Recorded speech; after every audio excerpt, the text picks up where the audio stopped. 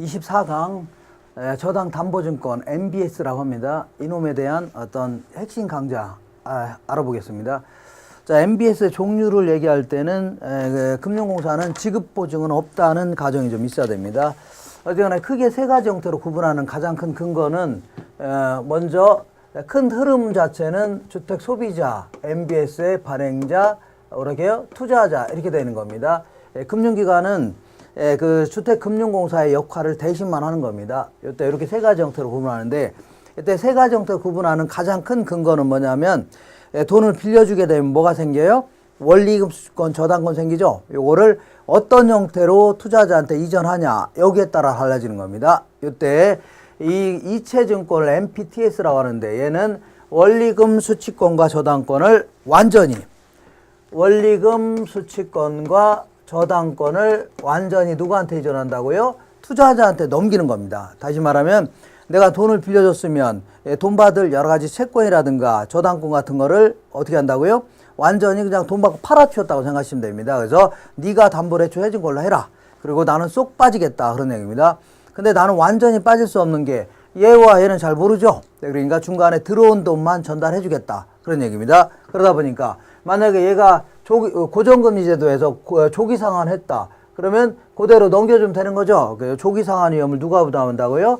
투자자가 부담하는 겁니다. 그 다음에 이건 보통 매월 단위로 이체하는데 이건 중요성이 좀 없는 거고, 조기 상환 위험이라든가 이자율 위험을 누가 부담해요? 투자자가 부담하는 거고, 두 번째는 얘가 돈 안 갚아서 경매 처분했다는 얘기죠. 그래서 7천만 원 빌려줬는데 경매 처분해서 3천만 원 들어왔다. 그러면 3천만 원 넘겨주면 되는 거죠. 저당권을 투자자가 갖고 있으니까 결국은 이런 채무 불이행 위험, 이거 다 누가 부담한다고요?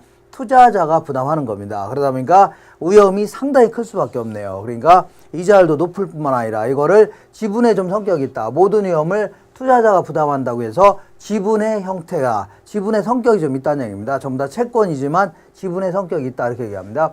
그래서 요거는 위험이 너무 크니까 투자자 입장에서는 좀 안 살려고 했겠네요. 그래서 이제 나온 게 저당 채권 MBB라는 겁니다. 얘는 이렇게 해보자.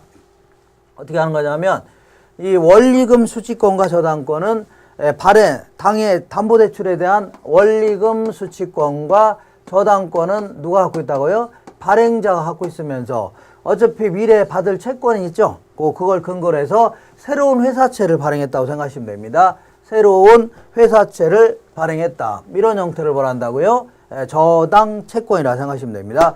이거는 보통 6개월 단위로 이체하는데, 만약에 얘가 조기 상환했다. 그러면 조기 상환 대금을 받은 다음에 투자자한테 이제 넘겨주려고 했더니 얘는 뭐라고요?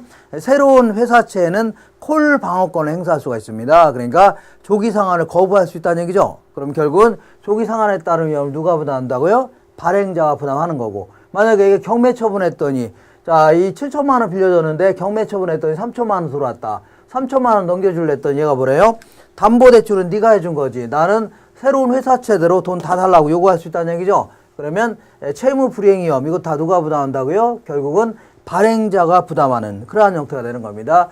자, 그러다 보니까 결국은 얘는 모든 위험을 누가 부담한다고요? 발행자가 부담하는 겁니다. 그러니까 실질적으로 투자자는 거의 위험이 작을 수밖에 없는 겁니다. 그래서 이자율도 상당히 낮아요. 이거는 오리지널 회사채라고 생각하시면 됩니다. 이름만 MBS지 사실은요 일반적인 회사채하고 거의 똑같다 생각하시면 됩니다. 자, 그리고 요거는 나중에 돈을 빌려준 돈은 7천만 원인데 이걸 전액을 다 MBS 형태로 발행했다가는 못 줄 돈도 생길 수 있다는 얘기죠. MBB 같은 경우는. 왜냐하면 나중에 3천만 원만 들어왔는데도 얘는 얼마 줘야 돼요? 7천만 원 다 줘야 될 거 아닙니까? 그러니까 얘는 전액을 다 발행하면 안 되고 일부는 남겨놓으셔야 됩니다. 이걸 뭘 한다고요? 초과 담보다. 근데 얘 같은 경우는 들어온 돈을 그대로 전달만 해주면 되죠. 100원 들어왔으면 100원 주면 되고, 만원 들어왔으면 만원, 7천만 원 들어왔으면 7천만 원 다 주면 될 거 아닙니까? 초과 담보가 있을 필요 없습니다.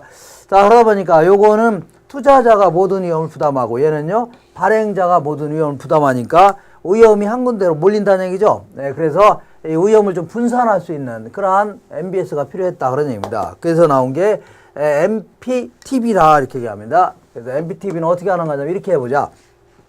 발행자가 저당권을 갖고 있으면서 투자자한테 원리금 수취권만 이전하는 그런 형태입니다. 그러다 보니까 항상 이 저당권을 갖고 있는 자가 채무불이행 위험을 부담하는 겁니다.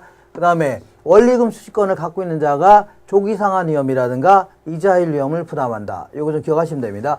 그리고 요것도 이거 초과 담보는 있어야 되겠죠. 왜냐하면 저당권을 발행자가 갖고 있는 거 아닙니까? 그러니까 그 나중에 못 줄 돈 생길 수 있는 거죠. 그리고 요거는 전부 다 뭐든지 중간입니다. 혼합형에다가 위험도 중간, 이자율도 중간 이렇게 됩니다. 우리나라에는 초창기 때는 다 뭘로 발행하다가요? MBB 형태로 발행하다가 근래 들어서는 요 MPTB를 약간 변형시킨 CMO 형태로 주로 발행합니다. CMO는 기본적인 그 형태의 오염을 부담하는 거 다 똑같습니다. 다만 얘는 어떻게 발행하냐면 하나의 그 MBS 형태로 발행하는 게 아니라 만기를 달리하는, 만기와 이자를 달리하는 다양한 형태로 구분해서 발행하는 겁니다. 이거를 다계층 저장 채권이라는 겁니다. 보통 만기가 1년에서 20년 정도의 8개의 트렌치 정도로 운영하는데 짧은 순서대로부터 만기가 짧은 놈부터 원금 이자를 갚아나가는 그런 형태입니다. 그리고 마지막 트렌치를 Z트렌치라고 하는데 그동안 누적된 이자하고 원금을 한꺼번에 다 갚는 그런 형태입니다.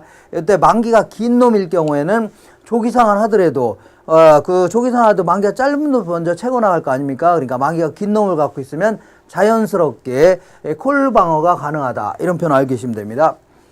자, 그 다음에 그 주택금융공사가 보증하는 그 공급하는 보금자리론의 취급 조건 정도 간단히 좀 알고 갈 필요가 있습니다. 이거는 만기가 최소 10년에서 최대 30년입니다.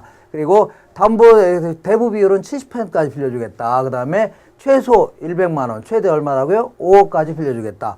그 다음에 이거는 고정금리 제도입니다. 다만 이 6억 초과되는 주택 같은 경우는 좀 더 붙이겠다 그런 얘기입니다. 비싼 주택은. 그 다음에 상환 조건은 매월 원리금 균등, 매월 원금 균등, 아니면 이게 가능한데 체증식 같은 경우는 40세가 안 돼야 됩니다. 좀 젊으셔야지 처음엔 조금 갚고 나중에 많이 갚는 그런 형태로 할 수 있습니다. 그 다음에 조기 상환 수수료는 3년 이내에 조기 상환하게 되면 최대 1.2%까지 조기 상환 수수료 부과하겠다 이렇게 나옵니다. 그 다음에 주택금융공사가 보증하는 주택연금제도인데 이거는 60세 이상의 어르신들을 위해서 집 한 채 있으신 분들 있죠. 주로 그분들을 매달 생활비 형태로 빌려주겠다는 얘기입니다. 이런 형태를 주택연금이라 하는데 이건 노후생활자금으로 빌려주고 그 이용 대상은 어쨌거나 소유자 기준으로 60세 이상이면 됩니다. 배우자 상관없이 소유자 기준으로 몇 세 이상이라고요? 60세 이상이면 됩니다. 다만 이거 공동으로 소유할 때는 연장자가 60세 이상이 됩니다. 그리고 부부 기준으로 주택이 한 채만 있어야 됩니다. 한 채. 근데 이게 약간 좀 변경되면서 부부 기준으로 보유주택 합산가액이 9억 원이 안 되는 경우 있죠. 그런 경우에도 가능하다. 이렇게 변경됐습니다. 그 다음에 요거는 매월 분할 지급하는데 대출금을 빌려주는 돈을 이렇게 감채금계수로 계산한다. 이렇게 하시면 됩니다. 감채금계수. 그리고 요거는 두 가지 형태로 운영하는데 돌아가실 때까지 빌려주는 이러한 그 평생 동안 그 빌려주는 종신 방식이 있고 그 다음에 일정 기간 동안에 선택에 따라서 나는 15년 동안만 받겠다 하는 확정 기간 방식으로 구분합니다. 그리고 요거는 나중에 종신 방식 같은 경우에는 자 보통 사망 시에 경매 처분에서 회수하는데 이때 만약에 매각대금은 4억인데 자 이분이 좀 얼마 안 있다가 그냥 바로 돌아가십니다. 60대 초반에. 그러면 대출 원리금은 1억밖에 안 된다. 그러면 집 팔아서 회수하고 남죠? 1억밖에 안 되면. 그러면 3억은 상속인한테 돌려줘야 됩니다. 근데 매각대금은 4억인데 이게 이분이 막 100세까지 사셨습니다. 그래갖고 무려 30억까지 대출 원리금을 지불했다는 얘기죠. 그러면 26억 어떻게 할 거냐? 이거는 상속인한테 청구할 수 없습니다. 그러니까 이거를 주택금융공사가 보증해 주려 한 거 아닙니까? 그냥 주택금융공사가 다 갚아줘야 됩니다.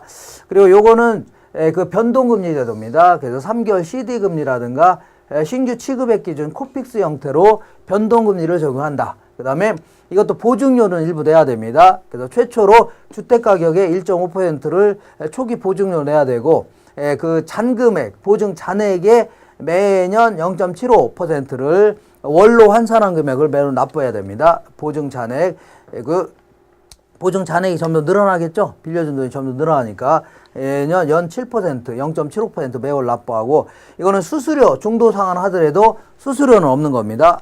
자, 이렇게 해서 요거 그 핵심적인 내용 위주로 해서 확인하고 들어가시면 됩니다. 이상입니다.